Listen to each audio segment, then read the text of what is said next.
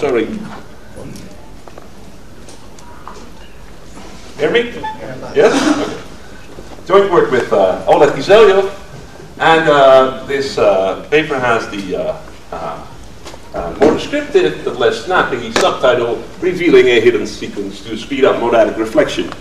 So, what is this paper all about? Well, so it's about a familiar problem and a performance problem with monads. So, and it's a highly related problem, which is the problem with list appends. So this is a standard definition of list appends, and this seems very non-surprising, right? So we have, it's either an empty list or a head and a tail, and to append we walk over the list, right, and we produce a new list with the same right-hand side. Great. Okay, so what is the problem here is that these two expressions here, they are of course the exact same thing, right? Because plus plus is an associative operator, but the amount of steps it takes to evaluate that expression depends on how the brackets are placed. So let's see. So if we evaluate this expression, then we select that one first. I do call by value here, but it doesn't really matter if you use call by value combination for this problem, right? So then the cost is that we have to traverse this thing, right? So, and then we select this one, and we're done. So it costs us traversing 2 times a list of length 3.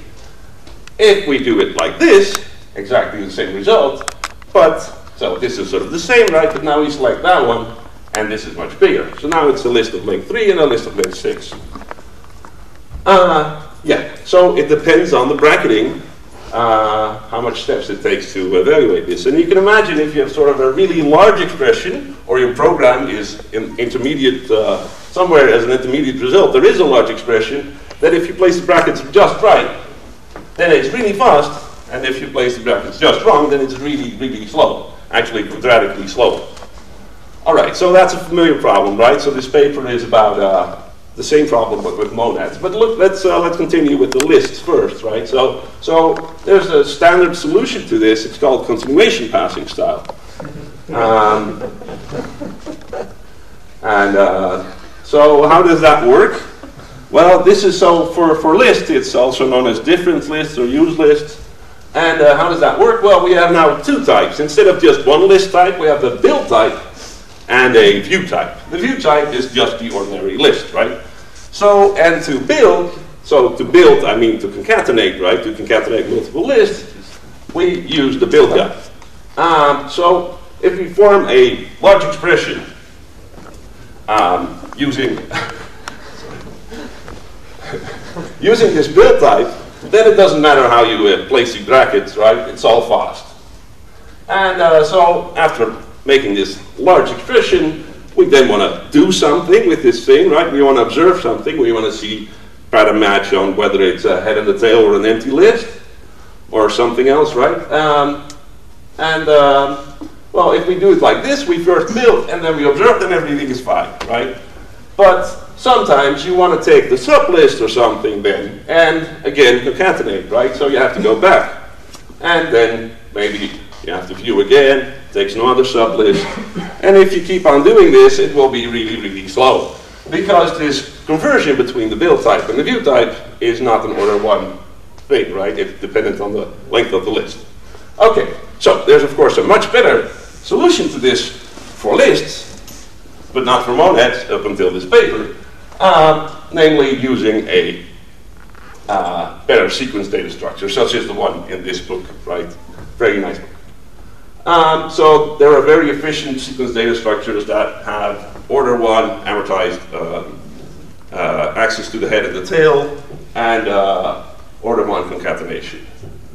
So for monads, it's exactly the same thing, right? So you have these 2 expressions, and depending on the monad, of course, but there are some monads for which this holds that the top expression is slow, but the bottom one is fast. For example, the standard free monad construction has this problem, right?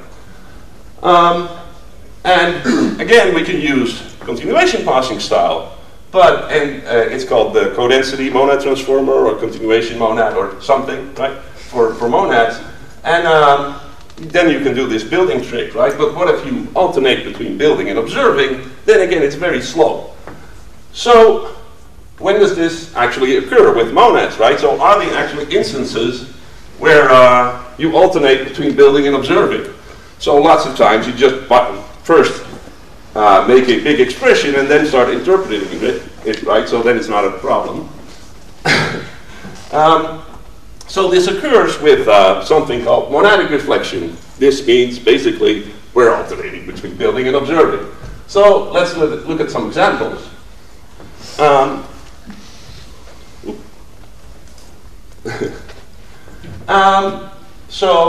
One example is, for example, if we have a monad consisting of actions, I don't know, print something, right? We can, if we supply this reflective function, one action, this allows us to view this monadic computation from inside the monad as a stream of actions. So what does it do? It takes a monadic computation, which might consist of 0 or more actions, or 1 or more actions, and we give back a monadic computation that does one action from this sequence, and then gives left A back if this was the only action in the sequence, or right MA, which is the rest of the computation, right? So the remainder of the computation. So this sort of allows us to look inside the structure, right?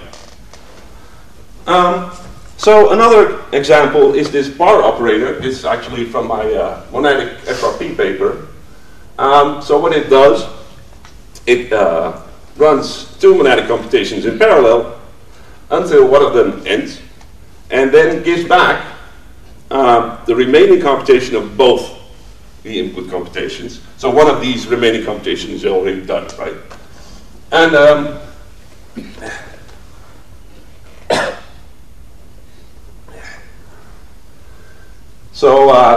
actually I noticed this problem in my monadic FRP thing, and this is why I started researching this, right? So the final example is this M-split function, which is described by Oleg and some other people in their paper on logic T. So suppose we have a non-deterministic monad, so an instant of monad plus, then we can sort of think of this as a stream of results, right? So a non-deterministic computation can have 0 results or more, right? So this M-split operator allows us to view this stream of results from inside the monad. So we have a computation MA, which might have 0 or more results, and we turn this into a computation of nothing if there were no results in the original computation, or just the first result and the computation of the rest of the results. And yeah, so that's the result. And this allows you to do advanced logical programming stuff like interleaving and softcut. Okay, so as I said, this happens with monad logic and iteratees, coroutines, depending on what operations you provide. Also, it can happen because these are all free monads, the iteratees, coroutines, and monadic FRP, all free monads. So it can happen that you have a free monad and you want to be able to alternate between building and observing. And so this is also applicable for extensible effects and delimited continuations. Yeah. All right. So before, so one of our main results is that we now have a free monad, which allows you to alternate between building and observing. All right. So before going to the actual solution, right? Let's zoom in and make it a bit smaller, a bit simpler. So let's just go to another example which has the same problem, right? Here's a very simple tree data structure. It's a binary tree, so it's either a node with 2 children, or it's a leaf, right? And we have the substitution operator, which replaces the leaves on the left-hand side with the tree on the right-hand side. So that's actually very simple, right? If the left-hand side is a leaf, then it's just y, and if the left-hand side is a node, then we recurse over the children. All right, so I'm claiming this has exactly the same problem, and I'm going to show you.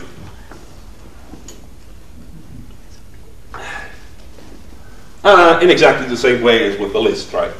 So the idea is that we first solve this problem, and from this we can get the better free monad, and we can apply the same trick to monads. Okay, let's see.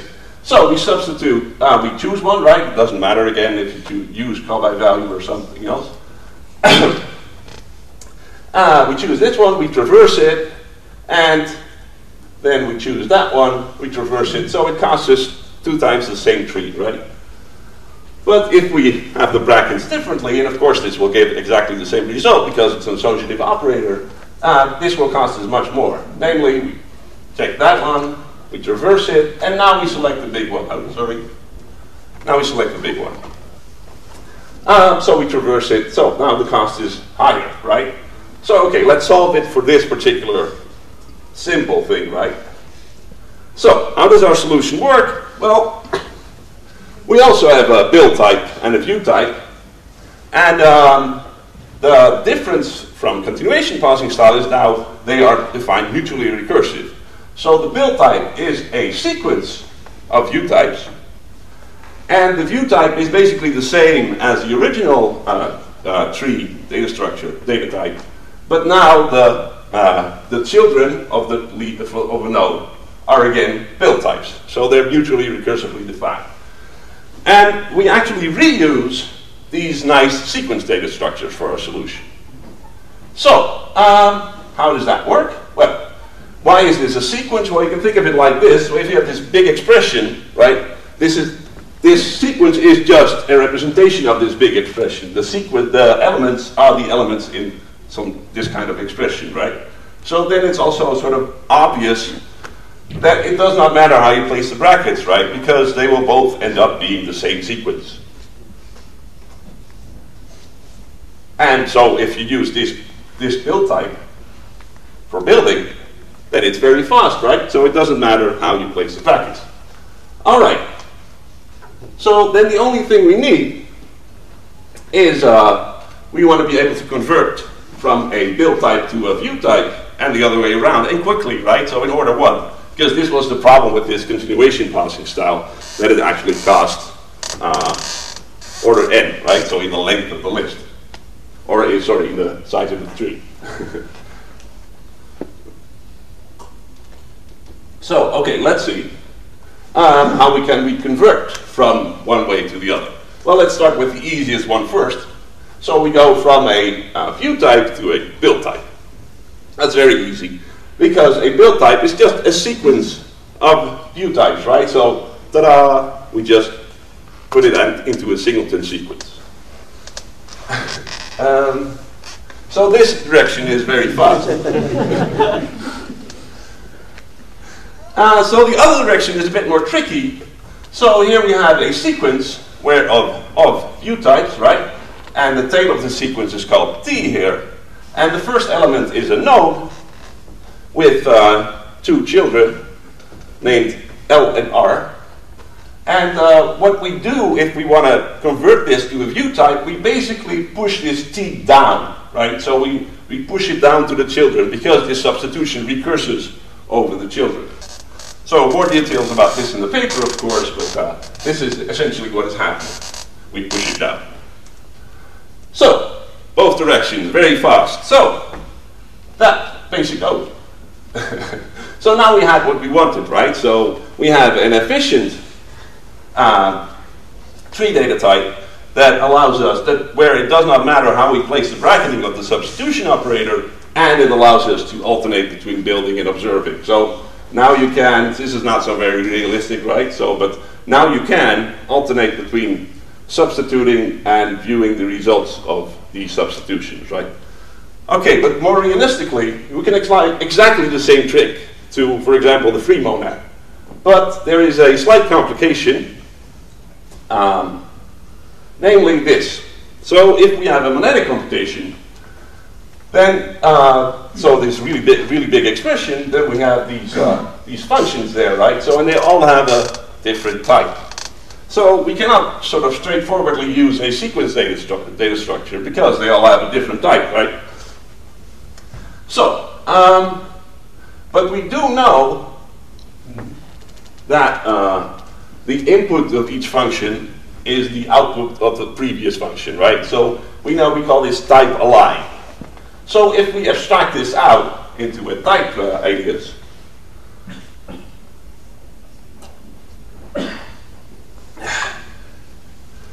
and we call this type alias mcont, then we have a type constructor for this pattern.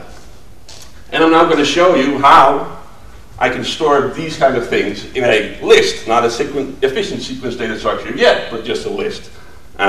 But then we'll get to this efficient sequence data structure. Yes. All right, so here's the thing. Here's a type-aligned list. So what does that mean? So it has 3 arguments using the spooky kind notation here. So the first argument for this particular example should be mcont, right? So it's a type constructor with 2 arguments. The second argument should be a, the first element in this. So the first element, okay, yeah, the first type in this sequence, and the last one should be g, so the last type in the sequence. So you can think of this sort of as a path, right, through a graph of types. So the empty list corresponds to the empty path, right? So if you have an empty path, it always takes you to wherever you already are, right? So you go from x to x. And if we have this const thing, then we just need to make sure that the types align, right? So if we have a step, so an mcont from x to y, and we have a list from y to z, then we now have a new sort of path, right, from x to z, right? So we sort of erase this intermediate type y. All right, so, and it turns out that you cannot only do this for lists, but it turns out you can actually do this for any kind of sequence data structure.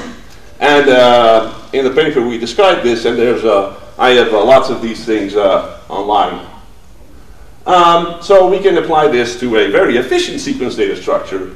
And if we have such an efficient sequence data structure, we can solve the problem entirely. So then we do exactly the same trick as before, right? We have a view type and a build type, and they're mutually recursively defined. And we use these type-aligned sequence data structures to represent this sequence inside the build type. And then we have it, right? So we have what we wanted. We have that both kinds, it doesn't matter how you place brackets for speed, it's all fast. And it's also fast to alternate between building and observing. All right, so let's look at an example. Here we have an example from monad logic. So on the left-hand side, we have a small benchmark of a very big expression, right? So a very big expression where we place the brackets very, very wrong. And then you see that the standard stream implementation of this particular interface is quadratic in the size of the input. But the black one, the continuation, sorry, that was the red one that is quadratic. The black one, the continuation passing implementation, is linear because it eliminates this problem, right? And you also see that our blue implementation also does not have any problems, right? It's just linear. So in here we have an example where we're alternating between building and observing. So there you see that now the continuation passing style implementation, the black one, is quadratic. But the stream implementation, the blue one, sorry, the red one, has no problems with this. But the most important thing, of course, is that blue has the best of both worlds, right? So it's both efficient. It's the only one that is efficient in both these graphs. All right. That was it. So let's summarize. So the problem was, it matters how you place brackets for monads.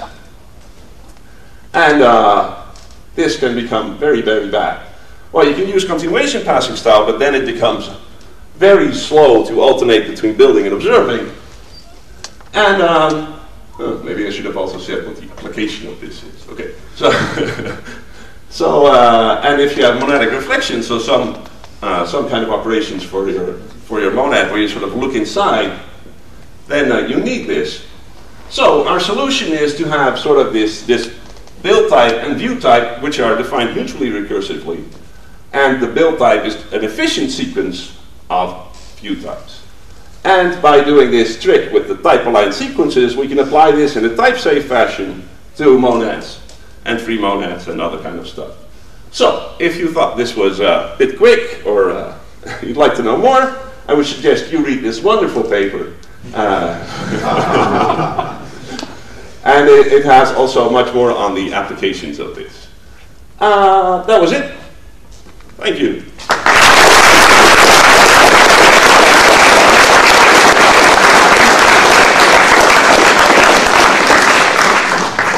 Questions? Cool. Not really a question, just a comment. So, the last day of ICFP, Simon Marlowe talked about his forkless stuff. That was really inspiring. And he may have this problem, or I think he admitted to me that he also has this problem in his monad, which is also an applicative instance. And to implement the applicative instance, he needs to, if he's going to do this trick, he needs to convert back and forth between the view and the build. So this would be a good idea, I think. Do you agree? Yes, I agree. I've also talked to Simon about this. And so it turns out this is actually not a very severe problem in Simon's case, right? So, but I think this is, it's nice that there is something in the real world, right? So that is an it's also maybe a simpler example than the ones that you showed on your motivation slide, I think. Yeah, maybe that's true. Maybe my motivation slide was a bit off. That could be, yeah.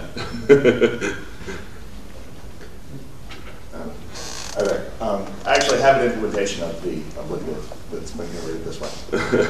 It's in development branch in the free monad package. I just wanted to comment that I find it somewhat hilarious that the most efficient way that we know how to make the simplest possible monad fast is to go to the last chapter of Okazaki and say this data structure isn't complicated enough. Yeah, that's why I don't talk about how to actually implement these efficiency. That's all. I just had to Have you considered applying this? So the same thing happens with comonads if you reassociate things in the wrong way. Have you looked at whether this works as effectively for them? I don't know. I don't know. No, I haven't looked at that, but probably. But I don't know. My suspicion is that probably, yeah. Yeah. So I would suspect yes, but I don't know. It does. Oh, it does. Edward has figured this all out, yeah. So this is just more another comment about what I think is interesting here, but I can't tell you exactly where we'll go. But right, one way of looking at what you've done is you've taken what we thought were this family of implementation of data structures. You have all this great work on them, and said now what we can do is using GADX, we can capture not just data structures, but sort of type-aligned control structures, and then make them more efficient using these data structures. And we've looked now at sequences and all things that are equivalent to list in some sense. But the exciting thing seems to be, not that the work is done yet, right, that this now introduces the possibility of doing this to things that have other structures and shapes. And now we've introduced an entirely new family of types of data structures and control structures that we can explore the relationships between in general, right? Yeah, that's thank you. Yeah. Thanks. So I have a question about, I'm trying to work out whether what you've been talking about is applicable in this case I'm thinking of. Okay. So you've got builder monoids, for example, and they're basically D-lists underneath. And we have this problem that they're very efficient if you associate them the right way. Sure. It's a bit like this, so maybe it's exactly the same, you can tell me. If you build things using a foldar or foldar style, then it comes out very fast, and if you try and use a builder monoid in a foldel style and accumulating parameter style, then it all goes wrong. I mean, it works, but the performance is terrible. Sure. And I just seemed like this might be something that would help us, but I can't quite tell. I would also suspect so, but cannot sort of on the spot imagine Okay. how. But yeah, so it would be interesting to talk about this. Yeah. Thank you. Okay, let's thank Atze again.